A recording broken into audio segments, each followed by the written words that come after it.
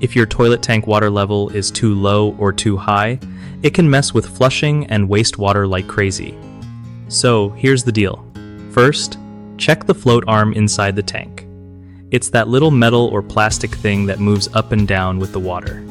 If the water is too low, try bending the float arm up just a bit to let more water in. If it's too high, bend it down to stop filling earlier.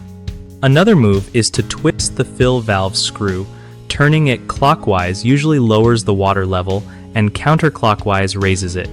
If the fill valve looks old or worn out, replacing it is often the easiest fix. These parts are cheap and pretty straightforward to swap. Also, don't forget to look for cracks in the tank because leaks can cause weird water levels and lead to bigger problems.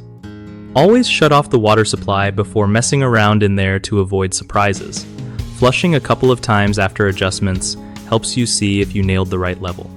Just aim for the water to sit about 1 inch below the overflow tube for the best flush and no leaks. One of the biggest mistakes people make when adjusting their toilet tank water level is ignoring the float arm, which leads to constant overfilling or underfilling.